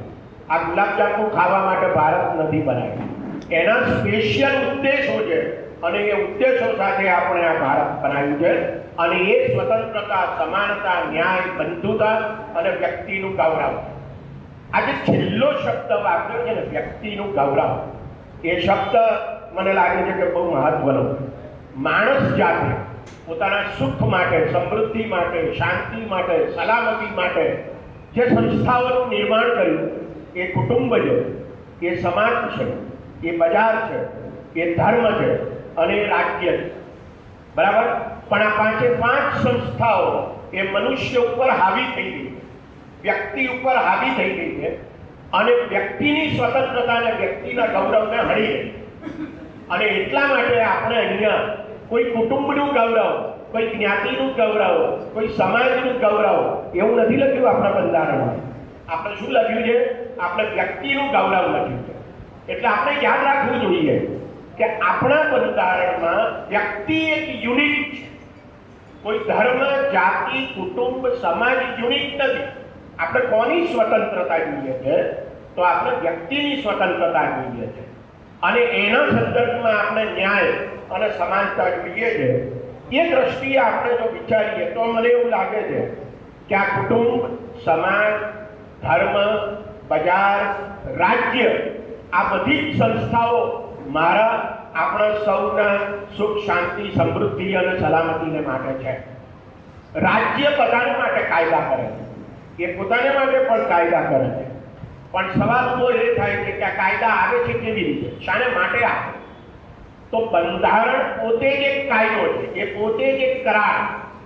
અને એનો અર્થ એવો થાય છે કે આ કરાર એટલા માટે કરીએ છીએ કે જેથી આપણે બધા શાંતિથી, સમૃદ્ધિથી, સલામતીથી જીવી શકીએ. એટલે આ કોઈ લાગણીથી ઊભું થયેલું રાજ્ય નથી, આ કોઈ સંવેદનાઓથી ઊભું થયેલું રાજ્ય નથી. આ મારી અને તમારી બુદ્ધિથી ઊભું થયેલું રાજ્ય છે.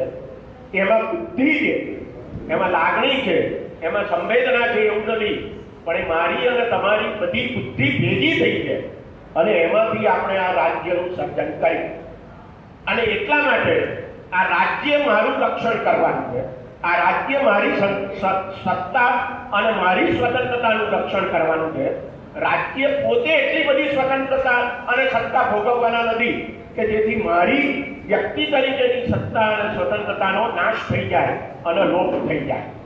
આ જો આપણે સમજીએ તો મને લાગે છે કે આપણે બંધારણને અને ભારત નામના રાજ્યને આપણે વધારે સારી રીતે સમજી શકીએ.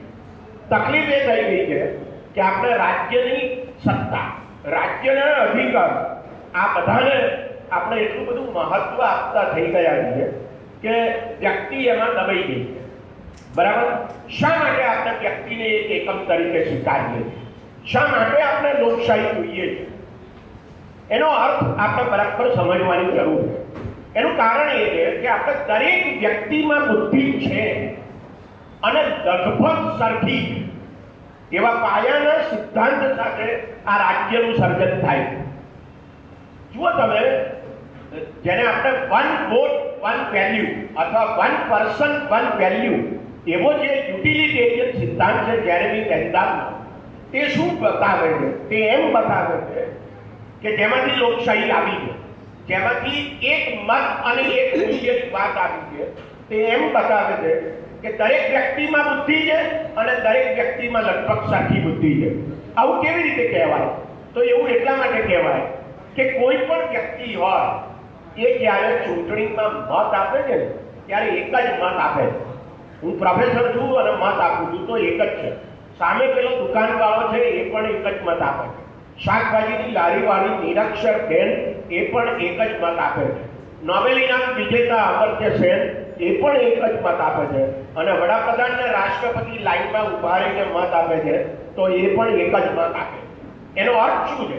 એનો અર્થ એ છે કે એક વ્યક્તિનું એક મૂલ્ય છે અને એ વડાપ્રધાન, રાષ્ટ્રપતિ, નોબેલ ઇનામ વિજેતા કે પેલી અંગૂઠા છાપ મહિલા જે શાકભાજી વેચે છે એ બધાની બુદ્ધિનું મૂલ્ય એક સરખું છે. આ સમાનતાનો અર્થ છે. બરાબર? અને આ જે સમાનતાનો અર્થ છે એને આપણે બરાબર પીછાણીએ તો આપણે દરેક વ્યક્તિના મૂલ્યને સમજીએ. દરેક વ્યક્તિ પોતે એક મૂલ્ય છે એમ આપણે સમજતા થઈએ. આપણી તકલીફ એ છે કે આપણે જે બધી કહેવાતી શ્રદ્ધા અને અંધશ્રદ્ધામાં જે પલોટાયેલા છીએ એમાં આપણે ધર્મનું, કહેવાતા ઈશ્વર અલ્લાહ ગોડનું અને આ રાજ્ય સત્તાનું એટલું બધું મૂલ્ય ઊભું કરી નાખેલું છે કે આપણે વ્યક્તિને સાવ જ ભૂલી જઈ રહ્યા છીએ.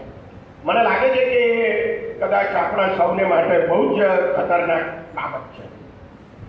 એક બીજી વાત, આપણે શા માટે આ વ્યક્તિને આટલું મહત્વ આપ્યું છે? શા માટે બંધારણ વ્યક્તિને એક યુનિક ગણે?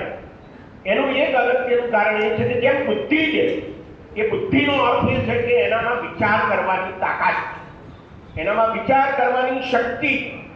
બહુ જાણીતા ફિલોસોફર છે ફ્રાન્સના રેને દેકાર્ત, એ એવું કહે છે કે આઈ થિંક ધેરફોર આઈ એમ. હું વિચારું છું માટે મારું અસ્તિત્વ છે. એટલે હું વિચારતો જ ના હોઉં તો મારું અસ્તિત્વ જ નથી. એનાથી આગળ વધીને બીજા એક ફિલોસોફર છે જ્યાં પોલ સાર્ત્ર, એ એમ કહે છે કે મારું વિચાર એ જ મારું અસ્તિત્વ છે.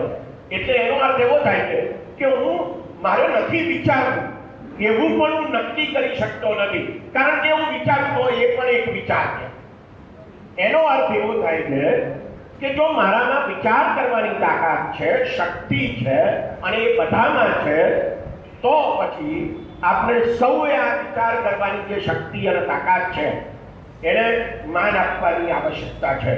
અને એટલા માટે ભારતના બંધારણ જે લોકશાહીની વ્યવસ્થાઓ વિચારવામાં આવી છે, કરવામાં આવી છે, એ કેવી રીતે કરવામાં આવી?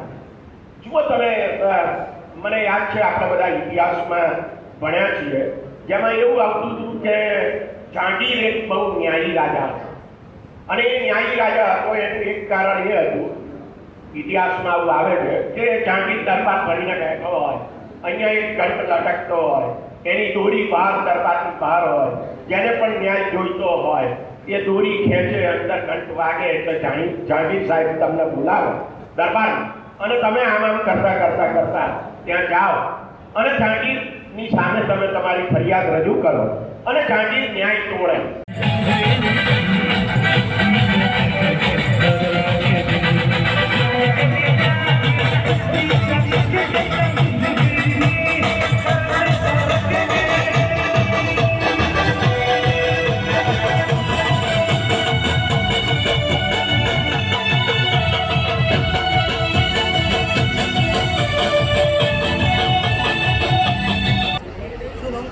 રાધેશ્યામ રૂપાલ અહીંયા એક સરસ મજાનું બીડું રાધેશ્યામભાઈ અમદાવાદ પરંપરા બદલ્યા વિના શુદ્ધ ઘી બચાવવા પ્રોજેક્ટ માટે ખુશ થઈ રજા આપો. રૂપાલપલ્લીનું શુદ્ધ ઘી બચાવો પ્રોજેક્ટ અહીંયા સરસ મજાનો રાધેશ્યામભાઈએ કરેલ છે. પણ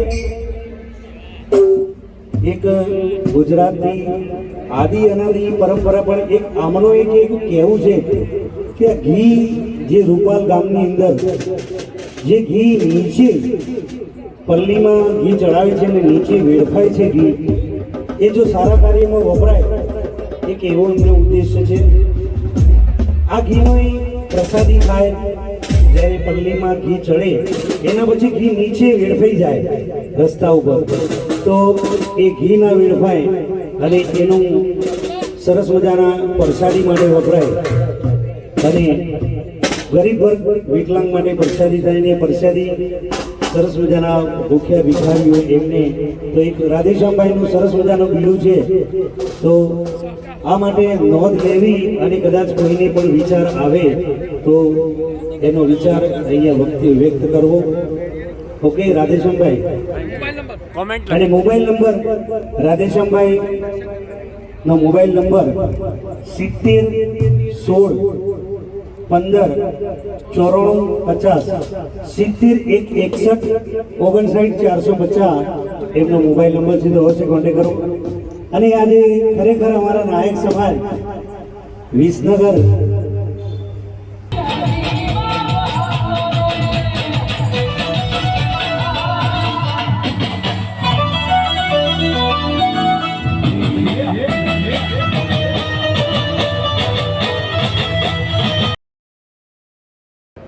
પણ હવે સવાલ ઉભો એ થાય છે કે મારે જાંગીર સામે જ ફરિયાદ હોય તો કોને કરવા?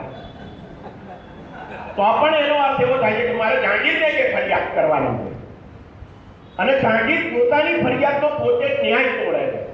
આ તદ્દન ઇરરેશનલ બાબત છે, બરાબર? એટલે શું થયું એનો અર્થ કે કાયદો કરનાર, કાયદાનો અમલ કરનાર અને કાયદોનો અમલ ન કરે તેને સજા કરનાર એ એક જ વ્યક્તિ છે અને તે રાજા. અને એમાં એવું સમજી લેવામાં આવ્યું છે કે આ રાજા છે તેનામાં જ બધી બુદ્ધિ છે, બાકીના બધાએ પોતાની બુદ્ધિ રાજામાં શું કહેવાય હીરો મૂકવાની અને પોતાની બુદ્ધિનો ઉપયોગ કરવાનો જ છે.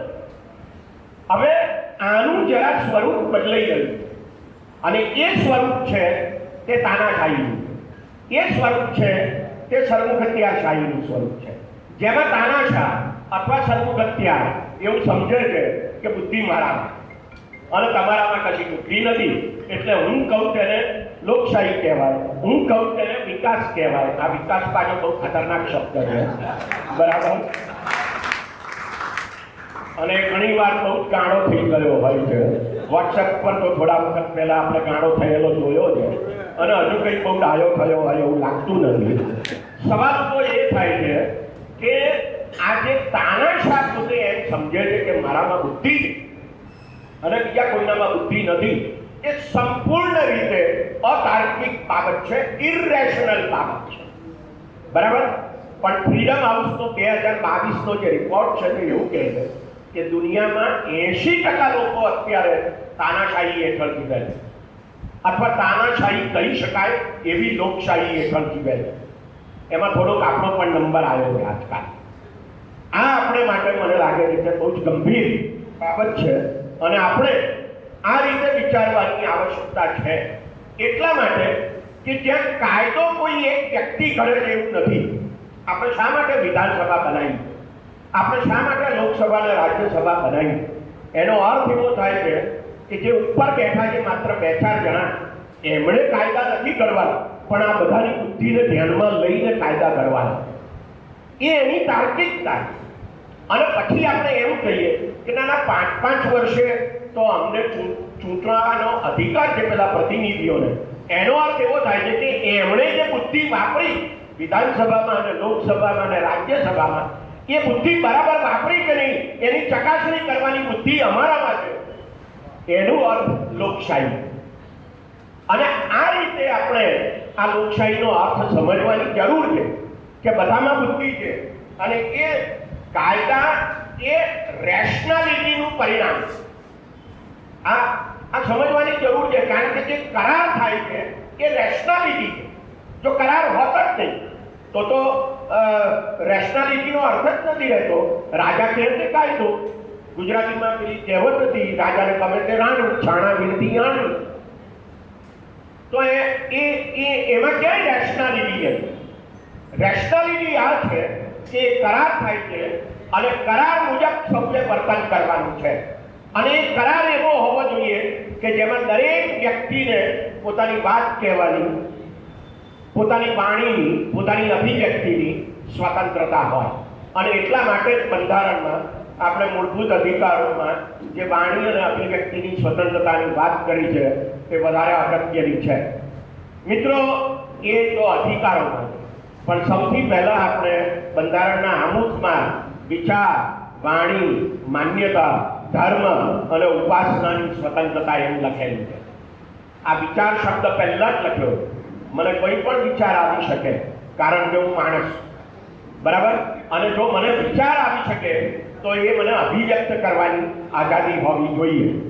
આ આઝાદી એ એટલા માટે મહત્વની છે કે નહીં તો હું તો પેલો શું કહેવાય મચ્છર અહીંયા આમ તેમ થતો એનો પકડી મારી નાખું, એવા પ્રકારની એક જંતુ થઈ જવું જો મને વિચાર કરવાની આઝાદી ના હોય, જો મારી વાણી અને અભિવ્યક્તિની સ્વતંત્રતાની આઝાદી ના હોય. તો આ દ્રષ્ટિએ મને એમ લાગે છે કે કાયદો, કાયદાનું શાસન એ મનુષ્યની બુદ્ધિનું પરિણામ. એક સંસ્થા તમે જોઈ લો, એ કુટુંબ હોય, સમાજ હોય, ધર્મ હોય, બજાર હોય કે પછી રાજ્ય હોય, એ મનુષ્યની બુદ્ધિનું સર્જન. હવે આ 5 જે મનુષ્યના સુખ, શાંતિ, સમૃદ્ધિ અને સલામતી માટે ઊભા કરવામાં આવ્યા હતા, એ આ 5 મનુષ્ય ઉપર હાવી થઈ ગયા છે. અને મનુષ્યની સ્વતંત્રતાને, મનુષ્યની તાર્કિકતાને જોખમમાં મૂકે છે.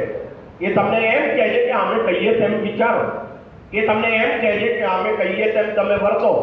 આ સંપૂર્ણ રીતે ઇરેશનલ બાબત છે. અને એટલા માટે મને લાગે છે કે આપણે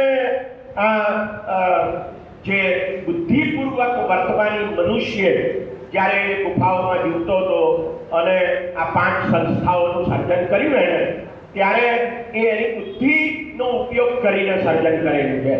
પણ આ સર્જનને આધારે જે સંસ્થાઓનું નિર્માણ થયું છે, એ સંસ્થા એ વ્યક્તિને જો ગુલામ બનાવનારી હોય તો પછી આપણે એને વિશે ફરીથી વિચાર કરવો પડે. આ દ્રષ્ટિએ મને લાગે છે કે આપણે જે સમાજમાં, જે સંસ્થાઓમાં, અથવા તો જે રાજ્યમાં જીવીએ છીએ, જે ધર્મમાં આપણે એમ લખીએ છીએ વસ્તી ગણતરી વખતે કે આપણે આ ધર્મના છીએ, આ જ્ઞાતિના છીએ, વગેરે વગેરે, આ બધી બાબતો વિશે આપણે વિચારવું પડે. અને જો આપણે વિચારીશું તો મને લાગે છે કે આપણે શું કહેવાય કે રેશનલ એનિમલ તરીકે વર્તી શકીશું.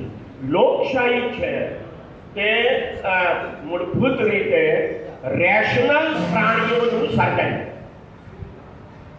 સર્વોપત્યાશાહી કોઈ પણ પ્રકારની, એ આપણા કુટુંબમાં હોય કે દેશમાં હોય કે દુનિયામાં હોય, કે ઇરરેશનલ બિહેવિયર. એટલે આપણે જ્યારે દરેક વ્યક્તિમાં બુદ્ધિ છે એમ જો આપણે સમજતા હોઈએ તો મને લાગે છે કે બુદ્ધિનો ઉપયોગ કરીને આપણે સમગ્ર સમાજમાં આપણી વ્યવસ્થાઓનું સર્જન કરવાનું થાય. આ જો આપણે સર્જન કરી શકીશું તો મને લાગે છે કે આપણે બધાને એક રેશનલ સમાજનું સર્જન કરી શકીશું. I think that four I એમ જે કહે છે દેકા, બરાબર, એનો અર્થ જ એ છે કે મારામાં વિચાર કરવાની શક્તિ છે, અને મારામાં જ નહીં બધામાં વિચાર કરવાની શક્તિ છે, અને બધાના વિચાર ભેગા થઈને મારે જીતવાનું છે અને બધાને જીતવા દેવાના છે. આ જો આપણે મને લાગે છે કે સમજીશું તો આપણે એક રેશનલ સમાજ તરફ આગળ વધી શકીશું. એટલે આ દ્રષ્ટિએ મને લાગે છે કે આપણે આપણી રેશનાલિટીનો, આપણી તાર્કિકતાનો આપણે વધારે સારી રીતે ઉપયોગ કરવો જોઈએ.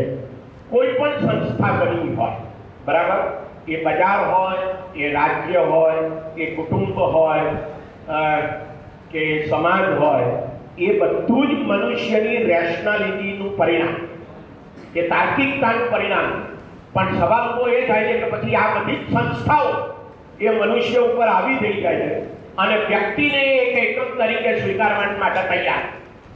આ બહુ ફિલોસોફિકલ સવાલ, બરાબર, પણ આ ફિલોસોફી આપણે સમજવાની જરૂર છે કે એવા કાયદાઓ, એવા નિયમનો હોઈ શકે ને કે જે વ્યક્તિની સ્વતંત્રતાને ડામીને બીજી વ્યક્તિની સ્વતંત્રતા, એનું મારે ધ્યાન રાખવાનું છે. એટલા માટે આ સંસ્થાઓ છે, એનાથી વિશેષ એનું કોઈ મહત્વ નથી. એ જો આપણે સમજીશું તો મને લાગે છે કે આપણે વધારે સારી રીતે એક રેશનલ સમાજ ઊભો કરી શકીશું. શ્રદ્ધા હોય એનો વાંધો નથી, પણ શ્રદ્ધા ક્યારે અંધશ્રદ્ધામાં પરિણમે છે એ બે વચ્ચેની જે પાતળી ભેદરેખા છે, અત્યંત સૂક્ષ્મ ભેદરેખા છે, એની આપણને સમજણ પડતી નથી. એટલે આ સ્ટેટ છે, રાજ્ય છે, તે પણ મનુષ્યની બુદ્ધિનું પરિણામ. પણ પછી આ રાજ્ય આપણી ઉપર હાવી થઈ જાય અને રાજ્યમાં બેઠેલા લોકો એમ સમજવા માંડે કે અમારી પાસે બુદ્ધિ છે અને તમારી પાસે છે જ નહીં, તો એ ચાલે, એ અશક્ય. બરાબર, આ દ્રષ્ટિએ મને લાગે છે કે આપણે આપણી આખી રાજકીય વ્યવસ્થા, આપણી ધાર્મિક વ્યવસ્થાઓ, આપણી સામાજિક અને આર્થિક વ્યવસ્થાઓને આપણે સમજવાની આવશ્યકતા છે. છેલ્લો મુદ્દો તે એ છે કે મુસીબત એ થઈ ગઈ છે કે જે બજાર છે એ બજાર અત્યારે રાજ્ય ઉપર હાવી થઈ ગયું છે. આપણને એવું લાગે છે કે આ બધા ચૂંટાયેલા આપણા પ્રતિનિધિઓ છે તે રાજ્યમાં બેઠા છે, છેક ગ્રામ પંચાયતથી શરૂ કરીને ભારત સરકાર સુધી અથવા તો યુનાઇટેડ નેશન્સ સુધી. પણ મુસીબત એ છે કે આ એક રેશનલ વ્યવસ્થા, તાર્કિક વ્યવસ્થા હોવા છતાં એ ઇરરેશનાલિટી તરફ આગળ વધી જાય છે. એનું કારણ એ છે કે એના ઉપર બજાર હાવી થઈ જાય. એટલે બજારની જે રેશનાલિટી છે એ તો તદ્દન નફાખોરવાળી વ્યવસ્થા છે.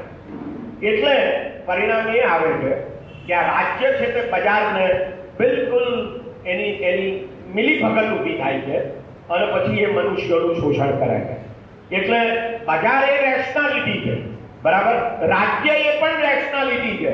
આ રેશનાલિટીનું સર્જન છે અને તે બધું જ ઇરરેશનલ બિહેવિયર કરવા તરફ વળી જાય. એની સામે આપણે આપણી તાકાત બતાવવાની છે અને આપણે બધાને ચિંતા કરતા કરવાના છે, વિચાર કરતા કરવાના છે.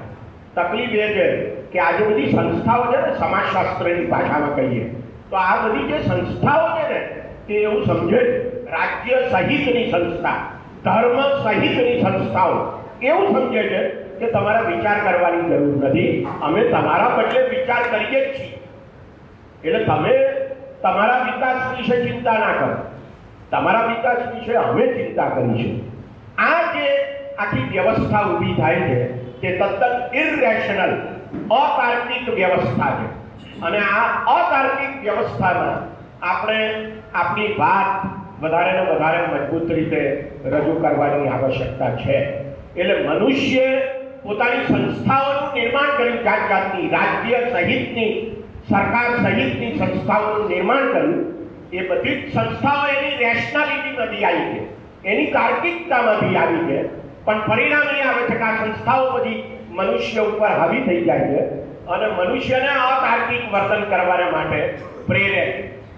આ જે પરિસ્થિતિ છે એમાંથી આપણે બહાર નીકળવાનો પ્રયત્ન કરવાની આવશ્યકતા છે. આપણે સૌ આ જે બધા વાર્ષિક ધોરણે ભેગા થતા હોઈએ છીએ એમાં આ વિષય વિશે આપણે વધારે ને વધારે ચિંતિત થઈએ, આગળ વધીએ, કારણ કે આ રાજ્ય છે, બજાર છે, કુટુંબ છે, સમાજ છે, આ બધી જે વ્યવસ્થાઓ છે એ વ્યવસ્થાઓ મનુષ્ય ઉપર હાવી ના થાય, પણ મનુષ્ય એક એકમ તરીકે એમાં જીવતો રહે, સજાગ રહે, પોતાની સ્વતંત્રતાને જાળવી રાખવાને માટે એ મને લાગે છે કે વધારે મહત્વનું છે. આટલી વાત કરીને હું આપ સૌને લેવું. ખૂબ ખૂબ આભાર પ્રોફેસર હેમંતકુમાર શાહ. ખૂબ જ ઉપયોગી માહિતી આપ સૌ સુધી પહોંચાડી. આપ સૌએ પણ અમે ખૂબ જ શાંતિથી અને મન ભરીને માણ્યા તેનો આનંદ. હવે આપણે પહેલા સત્રના અંતિમ વક્તા કે જેઓ પોતે ખગોળશાસ્ત્રનું ખૂબ જ અદ્ભુત જ્ઞાન ધરાવે છે અને જય વરદાની માતા. હું રાધેશ્યામ રૂપાલ પલ્લી. ગુજરાતનું એક એવું ગામ જ્યાં ચોખ્ખા ઘીની નદી વહે છે તેમ બોલવામાં આવે છે, પણ ખરેખર ઘી અભિષેક પછી સોના જેવું ઘી ખાવા લાયક પણ રહેતું નથી, પણ કાદવ કીચડ થઈ જાય છે. જો ખરેખર ઘીની નદી વહેતી હોત તો રૂપાલના વરદાઈ માતાના મંદિરની બહાર કોઈને ભીખ માગવા જ ના બેસવું પડે. ઘીની નદીમાંથી ઘી વેચીને બધા રૂપિયાવાળા બની ગયા હોત અને ગાય અને ભેંસની પણ જરૂર ના પડત. નદી એને કહેવાય જેમાં ડૂબકી ખાઈ શકાય. જેમ ગંગા, કાવેરી, ગોદાવરી, યમુના, નર્મદા, કૃષ્ણ, બ્રહ્મપુત્રા, સરસ્વતી નદી ભારતની મુખ્ય નદીઓ છે. આમ ઘીના ટ્રેલર ખાલી કરવાથી નદીઓ બની શકતી હોત તો પાણીના ટેન્કરો ખાલી કરી દરેક ગામમાં એક એક નદી બનાવી દઈએ તો પણ પાણીનો પ્રશ્ન સોલ્વ થઈ જાત. મને તમારી મદદની જરૂર છે. મારો હેતુ પલ્લી પર ઘી અભિષેકનો વિરોધ કરવાનો નથી, પણ અભિષેક થયા પછી ઘીનો કાદવ કીચડ થાય છે તેને બચાવવાનો છે. પર્યાવરણ, સામાજિક પછાત સમાજનું સ્વમાન અને ઘી બચાવવાનો છે. પલ્લીનું ઘી રોટલી પર ચોપડવા જેવું શુદ્ધ રહે તો સોનામાં સુગંધ પડે. જે ભક્તો રૂપાલ ગામમાં ઘી અભિષેક કરવા આવે છે તેમને કહેવા માગું છું કે મારો પ્લાન એ રૂપાલ ગામના ચોકમાં તાવડી પ્રોજેક્ટ એટલે કે 20 ફૂટ વ્યાસ 6 ઇંચ ઢાળવાળો આરસીસી તાવડી અને બાથરૂમની જેમ અંડરગ્રાઉન્ડ પાઇપલાઇન નેટવર્ક બનાવી શકીએ તો 50 કરોડ રૂપિયાના દાનમાં આવેલા શુદ્ધ ઘીને પરંપરાગત પલ્લીમાં ઘી અભિષેક પછી પણ બચાવી શકાય. ઘી માતાજીનો પ્રસાદ છે. ઘી થાળીમાં શોભે, જમીન ઉપર શ્રદ્ધાળુના પગ, બૂટ, ચંપલ નીચે નહીં. પ્રસૂતા બહેનોને, કેન્સરના દર્દીઓને, કુપોષિત બાળકોને વૃદ્ધાશ્રમમાં, આંગણવાડીમાં ઘણા દિવસો સુધી પ્રસાદીના ઘીનો શીરો બનાવીને ખવડાવી શકાય. મારો પ્લાન બી, ધારો કે રૂપાલના સ્વયંસેવકો આગેવાનો મારો આ પ્લાન તાવડી પ્રોજેક્ટ ના બનાવવાની મંજૂરી આપે તો કહેવા માગું છું જે ભક્તો રૂપાલ ગામ આવી રહ્યા છે, જે શ્રદ્ધાળુ રૂપાલ ગામમાં માતા વરદાયિનીની બાધા રાખીને ઘી અભિષેક માટે આપવા આવે છે તેમણે કહેવું છે કે ઘી અભિષેક કરવા આપો પણ સાથે ભાવ રાખો કે ઘી અભિષેક થયા પછી ઘી કોઈની રોટલી પર ચોપડવા જેવું શુદ્ધ રહી શકે. જો ગામમાં તાવડી પ્રોજેક્ટ 2024ની પલ્લી પહેલાં બની ના શકે તો તમારી માનતાનું 2 ચમચી જેટલું ઘી અભિષેક માટે રૂપાલ લાવશો. બાકીનું ઘી તમારા ગામમાં કોઈ ગરીબને આપશો, પણ કાદવ કીચડ કરવા રૂપાલના પલ્લી મંડળને ના આપશો. માતા વરદાયિની રાજી થશે આશીર્વાદ પણ આપશે, અભિષેક પણ થાય અને ગરીબને પોષણ પણ મળે, ગરીબના આશીર્વાદ પણ મળે. મિત્રો, મારે આ 10 લાખ લોકો સુધી મેસેજ પહોંચાડવો છે. સોશિયલ મીડિયાનો જમાનો છે. મારો મેસેજ તમને સારો લાગે, મારા વિચાર તમને સારા લાગે તો તમારા ફેસબુક, વોટ્સએપમાં ફોરવર્ડ કરશો. મારો ફોન નંબર 7016159450 અમદાવાદ. નમસ્તે. જય જય વરદાઈ માતા.